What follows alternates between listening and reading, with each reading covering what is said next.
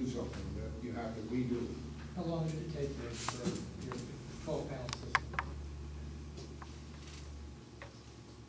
I don't know, you helped put the panel up on the one, Right. and it probably took me a day by myself to put the vacuum up. And then it took an hour or two to run the inverters in, and then it just was a matter of having enough help to hand the panels out. You know, it's a lot nicer when you can get them out of the scaffolding and hand them up to somebody in the scaffolding, and then they hand them up to somebody on the roof. And try to run them from the ground up a ladder by yourself, so. With the wind. Yeah, you want to make sure it's not a windy day. Do you want to talk about the lack of rails on the ground mount? I did, on my ground mount, I just used pressure treated and made the rails across the mounted right on the pressure treated. But that meant I had to make sure when I did the grounding, I ran it from all the inverters and ran the copper wire to make sure everything was grounded, and ground all the panels together with ground wire. And it'd be, with pressure treated too, it's good to install it and then let it get hit by the sun a little bit, because a lot of times with pressure treated, it'll rock and roll a little bit, so you don't want that happening underneath your panels. So he didn't use the metal rails, that he used pressure treated wood, is what you're saying? Correct, yeah, he used that because he built his own structure on the ground to do a ground mount with. Okay, so he didn't use the rails, he used Yeah, wood. I used wood, but that was on the ground. I Right. wouldn't use wood on the roof. Okay, You need the rails on the roof to right. and this, support them. this system here that we'll probably show a couple more videos of later, tomorrow, is an actual building contractor, does like barn restorations and a lot of woodworking and stuff. He built his own out of black locust. He's got like an organic farm that they don't allow pressure treated on, and he built it out of black locust, and I don't know if it was black locust or not, but yeah, it was great. It was beautifully made. It was nice. You don't have to worry about finding roof rafters. Yes. Off the subject, is there any specs on the ground rods? Specs on the ground rod. Is there a spec on the ground rod? The only thing that is, Diameter, length, 5/8 ground rod, 8-foot ground rod. I mean, yeah, you go to any electrical supply house and you say, I need a ground rod, and that's what they'll give you, but I just installed 50 on the fairground, and I used a 3/4, 10-foot. oh yeah. These only need That's to just, I be wondered if there's any spec. 8-foot, all you need is 8-foot at 5/8.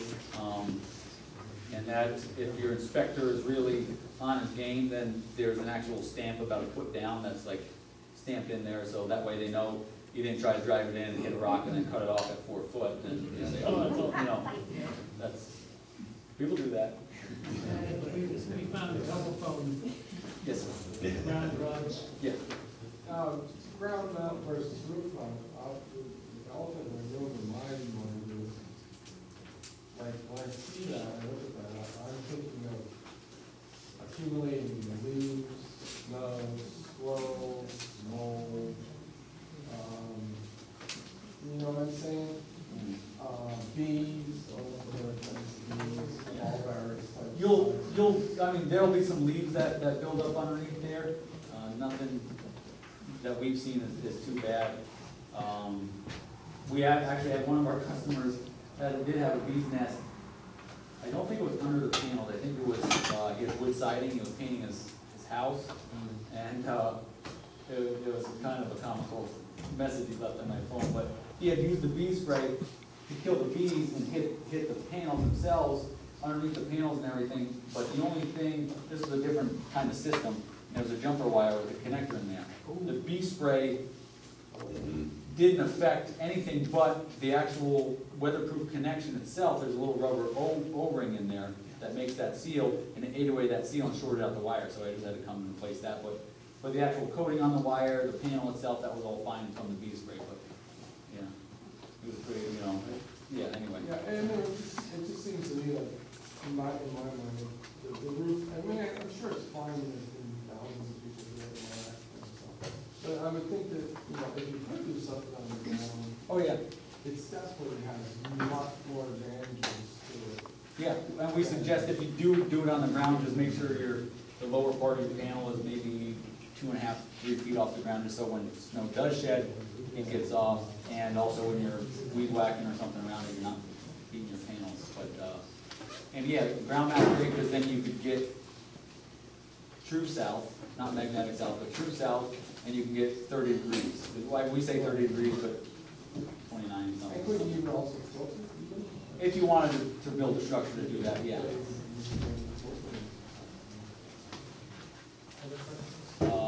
Yes. Yeah, I know solar's come a long, long ways, but don't they make panels smaller than that nowadays? They do, just coming up here, I passed a traffic light that had, half a dozen panels, smaller panels on them, but typically, the smaller the panel, the smaller the wattage, the smaller the power. Yeah, but I thought they'd come a lot longer, a lot further along. They do, SunPower, makes higher output panels, so usually like their panel, if it was this size, you know, square foot per square foot, I think they're about 30% more, but they're a specific avenue of getting those through specific dealerships that have to do a certain amount of cooling every quarter, and you buy the entire system, not the panel. And, yeah, there's, The premium manufacturers will ask for a premium yeah. package, So- a premium price. So for, when he says $2 a watt, you might be looking at like $3.50 a watt. for Typically, just how one much is material. that one panel that you're resting on? This panel, 250, 300, somewhere in there. So it's about $1 a watt. How many watts is that? You said 260? 255 is this one, yeah. And you're paying 250 for a panel? Just the panel, and then you have to add the inverter, and Which the microinverters are about $200 a piece. That's fine. Yeah. And that's more that's correct. cost effective and efficient than using the system he said. The conversion tool for good. The other types of string inverters? I don't know Oh, what. this is, for our application, this is the best to do a 2-night seminar for a do-it-yourselfer. That's the best way to do it, because you're not dealing with DC electric, you're not worried about your positive and negatives. You can do cheaper, but that's not a 2-night demonstration of, you know, explanation. But these are more expensive, but they're also more user-friendly in terms of installation, and also on the end run, you can evaluate and say, for some reason the panel on the second row in the middle isn't running, maybe I forgot to clip it in. Now, one of the nice things about we'll get to it tomorrow, but the microinverters can be independently monitored. So every panel, you can see its individual production. How much is the monitor for monitoring all of them? Usually about $300, $400. That's not too bad. No, it's not. Not for a big And it's, system. and like if it's end phase, it's free monitoring for life, I believe. I don't think they changed Yeah, that. Yeah. once you buy the one box that converts it to the internet, they'll provide it on their website for you for life. Yes, So it monitors the panel. And it shows everybody. up to like 500 panels. Yeah. Blair, you guys have some great information tonight, and just if I could say a couple things from the utility perspective. Yes, please do. And keep in mind, I'm only speaking for our utility, but some of the stuff might be common amongst others. Your meter, the gentleman had a question earlier about the net meter, and utility absolutely has to come in and put the net meter in, because if you install a whole system and you never contact utility, and with today's modern meters, if you interconnect that and you think, wow, I put in a big system, you're actually gonna add kilowatt hours to your electric bill, because you have to have the net meter that will subtract that and will do the banking for you. And that's really what the utility has to do. In our case, we put in the dedicated meter as well for you, but we come out and do that at the time of interconnection and make sure that net meter's in there so you see the full benefit. And then what we do is, you bank kilowatt hours. Let's say you put in a system that's designed to cover your entire load for the year.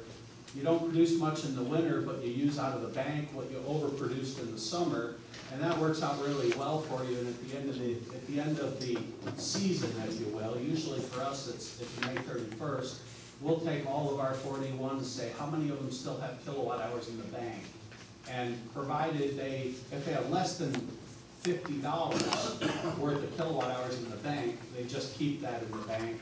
If they have more than $50 worth of kilowatt hours in the bank, then they get a check from our generation supplier directly to them for that. But it's really more beneficial to put in a system size to cover your load because you get the full retail rate. If our rate's 10 cents a kilowatt hour, you get the full benefit of that. Whereas what you sell back to the generation supplier is about 4 cents because it's what they're buying power for. Your bill's made up of buying it from the generator and then what the distribution company adds for maintaining the lines and the trucks and the fuel and all that. And it's a blended retail rate, but they're only gonna pay you at the avoided cost, which is what it costs them to They enter have to into pay at their, contracts. they have to pay at their retail rate. We pay, yeah, the retail. It's not the avoided cost rate, but they have to pay by Pennsylvania law, the same rate they publish in their tariff, and their retail rate. But it doesn't cover in transmission. Right, it doesn't cover the transmission, it's just the generation, what it costs them to buy generation. Yes. And, yeah, thanks for clarifying that. So, your benefit is to offset your use and get the advantage of your full rate, rather than try to produce a lot more and sell it, because you get a lot less for the excess that you sell back. Exactly. So if you can size your system to basically eliminate your electric bill, that's the best scenario for you. Yeah, that 100% range is the perfect environment, so you end up net zero is the target. Yeah. There are rules that are being considered by the Public Utility Commission to make an upper limit per system. The current proposal is 200%, which I don't see any reason you need to go 200%. Like you said, 100% is enough, and maybe 10% above that or 20% for weather variation. That's about all you really need. The check you get back won't be the same benefit proportionally to what you use. But let me back up and say one last thing about use. Before you ever consider a solar system, you should really work on your conservation. Okay? The cheapest watt you ever spend will be that you don't ever spend, the megawatt. Okay? It's a lot cheaper to put in a new, more efficient air conditioning or heating system, appliances, the Energy Star appliances. The dollars you put into those upgrades and insulate and seal your house, those dollars you spend there will get paid back a lot faster than anything you do with a generation system. So definitely, if you hit the lottery and you want to upgrade your house, do these conservation and efficiency things first, and then look at your load and size the solar system at the smaller level for the lower load that you have. Great advice. Okay, I might add on to that. I work with Step Incorporated in Williamsport. They, PPL contracts us out to go do baseload auditing. When I sit down with these clients and do the baseload auditing, and I do surveys, how much hot water to use, how many showers you take, all this stuff. The one place that I find with almost every client, especially clients with children, is TV usage. Oh my God. TV They and don't the fan realize loads. how long the TVs are on. I have a family with, 5 kids and 3 TVs, and they end up with 40 hours of TV usage a day. And so you're talking about $40 on that. hours. Yeah. And these days with all electronics, the box, it's got the little red LED on saying it's off. Well, it's still drawing power, so it's not really off. Use a electric strip and turn the button off on the strip to get it really to be off. Because otherwise it's still sucking electricity even though you think it's off. Well, they have something called a smart strip. The smart strips are interesting too, yep. So anyway, SEEDS does a lot of that type of education around efficiency and upgrades, and I didn't cover that at the beginning, I apologize. Okay, so remember your homework assignment if you're serious about coming up, and tomorrow we'll spend a lot more time gathered around the group and doing some actual, kind of start from a clean slate and build it up. Okay?